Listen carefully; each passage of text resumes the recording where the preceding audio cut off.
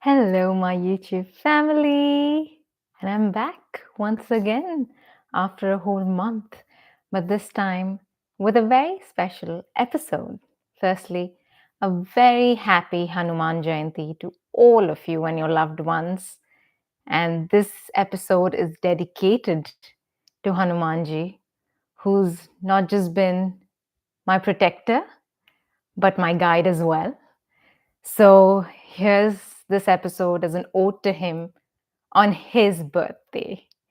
And for those of you who don't know Hanumanji, he's one of the deities in the Hindu religion, and he possesses extraordinary powers. And for me, he's been super special because I have been connecting and worshipping him ever since I was a child. I used to recite the Hanuman Chalisa, which is a 40 verse hymn. It's basically narrated and written by a beautiful saint called Tulsidas Ji. And in the praise, in recognition, in showing who Hanumanji truly is and what he possesses. And for me, it's today, as I was reciting the Chalisa on his birthday, I thought to myself, how about let's decode one of the lines of the Chalisa, which is Ashta Siddhi Nav Nidhi Data. Ashta Siddhi, meaning eight Siddhis. And Hanumanji truly had mastered these eight Siddhis, yet devoted his life selflessly to Ramji, Lord Ram. So, of course, I contemplated, I wrote my notes like I always do for you guys, and with just the intention that every scripture, ancient scripture, every hymn, every verse in every religion, I feel, is a code to be decoded to live a better life, to become a better human, and reach your highest potential. So, having said this, let's dive into the eight siddhis and wait till the end because I have something super special in terms of something that I decoded as a ninth siddhi, is what I want to call it. So, siddhi number one, Anima. Anima is the ability to become small and shrink in size. And you tell me, Kanika, how does this apply to our day to day application? Hanumanji actually shrunk in size to enter Lanka to save Sita ji.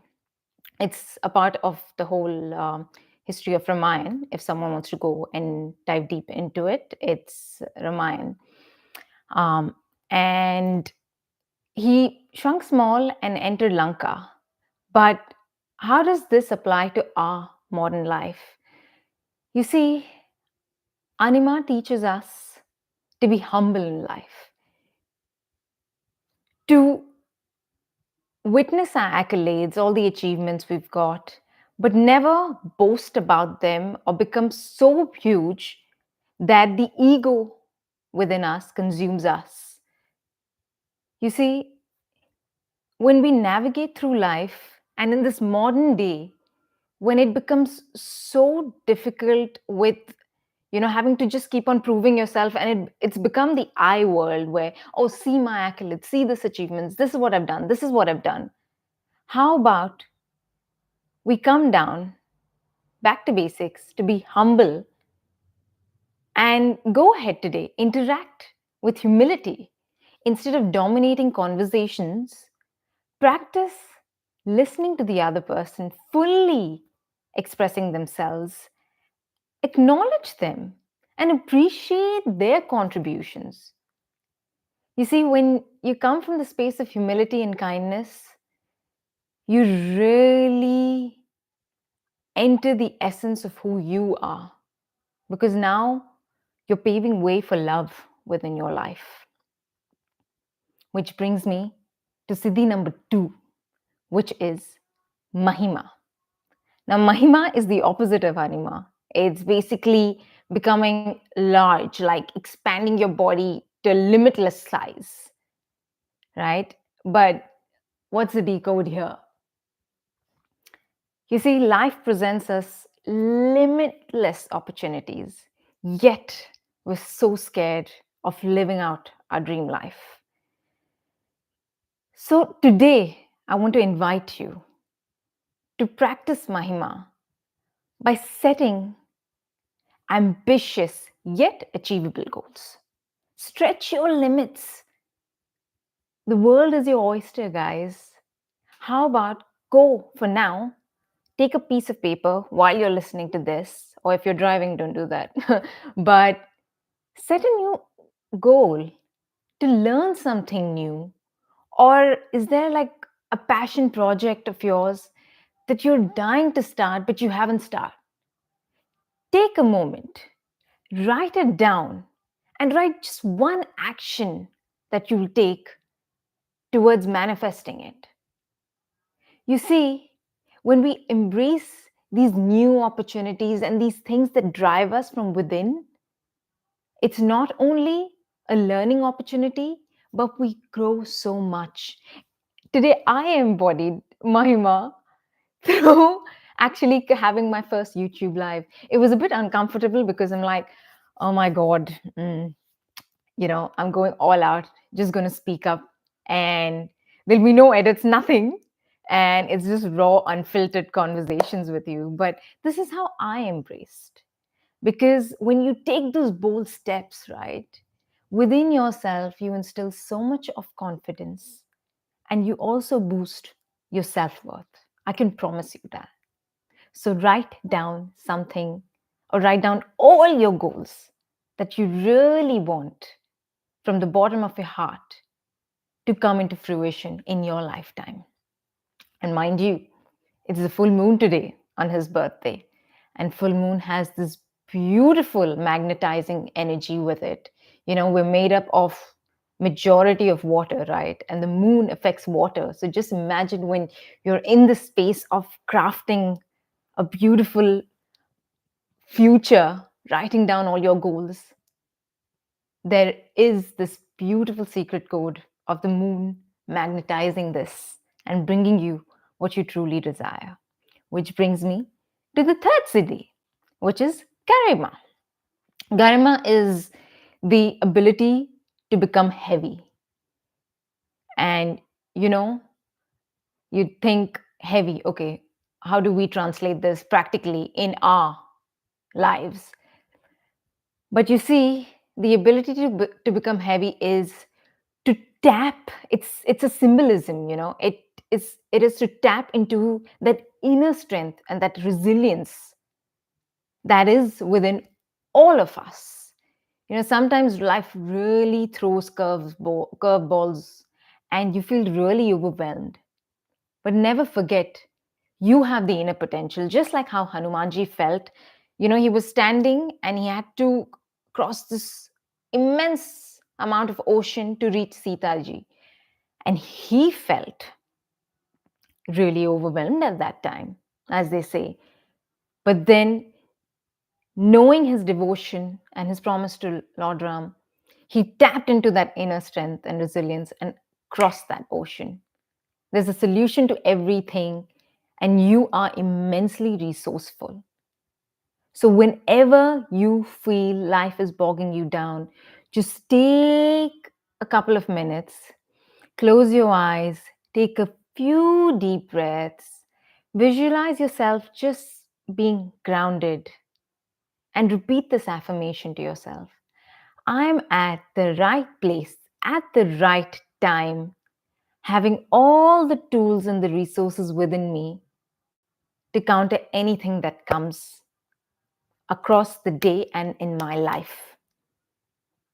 Trust me, it's a big boost to grow that resilience within you. And as an added thing, you always should remember you're never alone in your life. Go ahead, seek your friends, family members, or whosoever is close to you and seek their support. We're all in this together. Never forget, you are not alone and you have everything within you. And life will always give you what only you can handle. And it'll propel you to grow. It'll always nudge you to grow. Which brings me to the fourth Siddhi, which is Laghima, which is the opposite. It is the ability to become light, to become feather like, weightless, right? And if you see, there is a sort of correlation in this. Think about how do you become light? The best and the biggest way to become light is to let go of the burden that we hold, the baggage that we carry while maneuvering through life, and experience life with lightness. And the truest way is to forgive. Let go of those grudges, guys. Let go of those resentment. Forgive and move on, because then you free yourself from that burden within yourself. So today, I'd like to invite you once again. Go ahead and practice forgiveness. Call someone or write a letter to someone who you've been holding a grudge against, and express your willingness to let go of that resentment. Tell them, this is what I felt bad, this is what it was, but now it's all okay. I want to forgive and move forward with love and compassion and more understanding.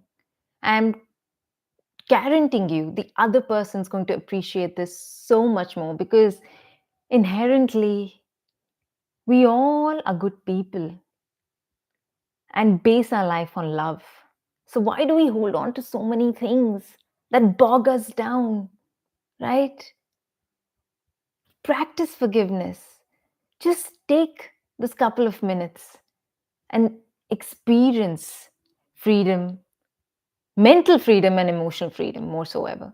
And for physical, go ahead, clean up your house, declutter it. It's that easy. Don't you feel amazing when you start cleaning up your house or cleaning up your space? You just feel so much lighter. So embrace Lagima. Sorry, I thought I got stuck. Anyways, point number five, Siddhi number five, rather. Prapti. Prapti is the ability to acquire anything. Now, when we talk about Hanuman Ji, he had such extraordinary powers, which he himself didn't know. And when he realized it also, he devoted himself to a life with the love of Ramji. But he could acquire anything. And that's why, for me, when I, remember this, I remember how in Ramayana, there's an instance where Lakshman Ji was injured and it was life threatening. And he could only be saved by a particular herb. It's called Sanjeevani herb. And Hanumanji literally was tasked to go to a particular mountain, Mount Meru, and get this herb, and he couldn't find it. So he got the entire mountain to save Lakshmanji. Right? Which shows what? If you have the determination and the dedication, you can achieve everything in your life, guys. And this, I am a living testament. Yes, it can get challenging, but through that determination and that love for what you want, you can tap into the inner pool of your resources and just achieve anything. But you have to be clear. So today, set clear intentions about what you really want in your life. What are your aspirations? What are your goals and dreams? And then pick one and take consistent actions towards that goal. Even if you feel like, oh, I'm dwindling a little bit, I'm going down with it. No, it's okay. Take consistent actions. Stay focused on your dreams and take those baby steps. It can be anything. Like must have written what you want as your dream earlier. Now go ahead, right? What's the one step? Whether it's researching, whether it's planning, whether it's reaching out to someone to discuss those matters more, that dream more, go do that. Cultivate this habit of writing clear intentions and then working towards them. But work with one goal so that you don't feel overburdened and overwhelmed. Which brings me to the sixth Siddhi, which is prakamya. Prakamya is the ability to fulfill any desire. And you guys know it. Hanumanji fulfilled the wishes of Lord Ram and was when he had to save Mata Sita. So how does this translate? For me, the ability to fulfill desires comes when we work towards the greater good. When we serve others selflessly, we also attract the way to fulfill our own desires. So today, or just pick a day in the week because there are too many things to do, practice random acts of kindness and selflessness. Reach out to someone who needs help and give them your assistance. And don't ask anything in return. Randomly, just go give a flower to your mother or to your loved one, or give a compliment, appreciate your colleague. Just open the doors to selflessly give. It's that simple, guys. You don't need to go and donate somewhere or do something big. You can do that. But you can also do these small steps, these random, what I call random act of kindness, which really not just brews so much of enjoyment within you, because you know what? True fulfillment really comes from giving from your heart, but it also aligns your desire with a bigger purpose. Because we all are here to do something for the collective. It's never just us. The I, it's not I, it's always we. So do something out of your heart for someone else today. As an ode to Hanumanji as well, if you want to. Which brings me to Siddhi number 7, which is Isitva. Isitva is the ability to have power over nature, to control elements. Now, Hanumanji had this, but how do we control elements? Well, when I was sitting with this, I actually thought, and I'd read a couple of articles as well, and some people have really given some beautiful ways of thinking about it. But when I think about it, I feel, how can we control the inner elements of our life? Because as within, so without. As we are is how we perceive the world, right? If we're inherently great and we think everything is great, we see the world in a positive outlook, right? So, how do you master the elements of your inner world? Well, the answer is pretty simple, through being present, mindfulness, and meditation, or prayer, or whatever. But right now, just take a moment, close your eyes, and just focus on your breath. This beautiful life force that we have called breath. With each inhale and exhale, just feel a sense of calmness, of serenity within you, of being so grounded in the present moment. Just inhale and exhale, feeling lighter and lighter. There might be thoughts going through. Observe them, just observe them. Let them pass through like clouds. Don't attach yourself. Don't make anything out of it. No judgment, nothing. Just practice focusing on your breath. All those emotions that are gushing out, just let it be. Tell them you'll cater to them. But right now, just being so, so, so present and grounded.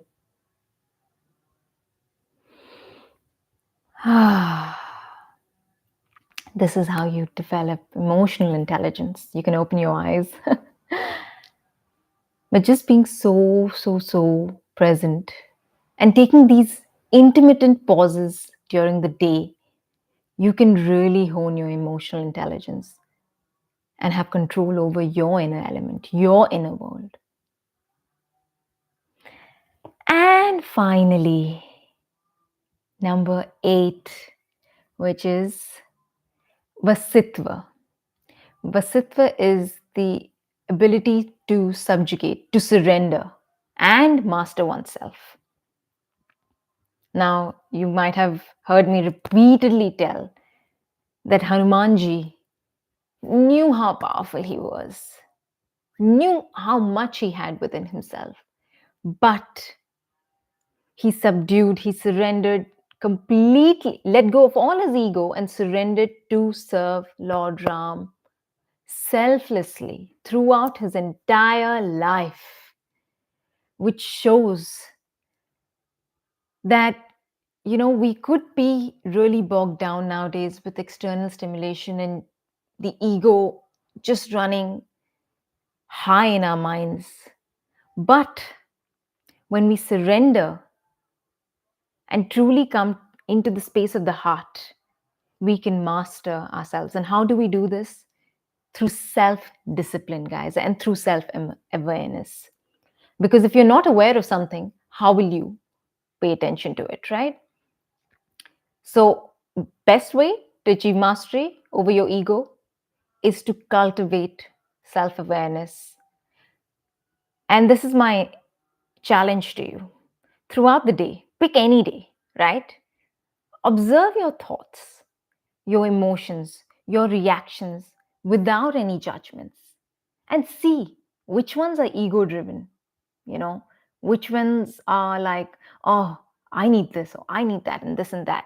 And which ones actually come from the heart where you just probably, switching on music and cooking a good meal for your family or for yourself. That's from the heart, right? And that's how you can really redirect your focus from ego driven tendencies to your true essence, which is that divine within you. Hanumanji had Ram and Sita in his heart. We have love in our heart because he loved them so much. We have love in our heart. And we can only master ourselves when we really discipline ourselves to see which daily habits, routines, thoughts, anything, any pattern that we have is driven by the mind and the ego. Because let's be honest, the ego is here to safeguard us, to protect us, right? But the heart just sprouts out so much love, joy, that life itself becomes so positive and so delicious to live, even if we have obstacles. So practice self awareness. And now, after the 8 siddhis, the last one, like I told you, a bonus one. And this is something that I think I've repeatedly told, but it's taken very lightly. Thank you, Peter. It's taken very lightly. I'm just checking out the comments, that's why. um, but yeah, so for my last siddhi, which is a bonus siddhi, and I call it a siddhi, which is a beautiful power within all of us. It is devotion. Just like Hanumanji had unwavering devotion to Ramji, how do we inculcate devotion and loyalty in our lives? How dedicated are we in our lives to the things that truly matter to us and bring us joy? I really want to ask you, Ramji was called Maryada Purushottam, which is nothing but a man with immense values who stood for the right. And he was basically like, in In simple terms, embodying your highest self. That is what Ramji was. So how far are you willing to go to be your best self, to be like Sri Ram and walk your life, upholding your values, your virtues, your ideals, your principles with honor and righteousness and grace, even when things get hard? How can you attain your highest? Is the question that you should be devoted to each and every moment of your life. And that's why I call this the bonus Siddhi, the Siddhi of devotion, a devotion to embody, to be your highest self, to be human in every shape and form. So I hope you all loved this small little episode of mine. I don't know how small it is, but yeah, it's a dedication. And as we celebrate Hanuman Jayanti, let's reflect on these teachings of Hanuman Ji, And for me right now, all I want to say is let's seek his blessings for wisdom, for guidance. He's always been my protector and my guide. But may we be all blessed with the strength, virtue, devotion, and love that Hanumanji had. If you like this episode, press on the like button, share it with someone who you think will benefit.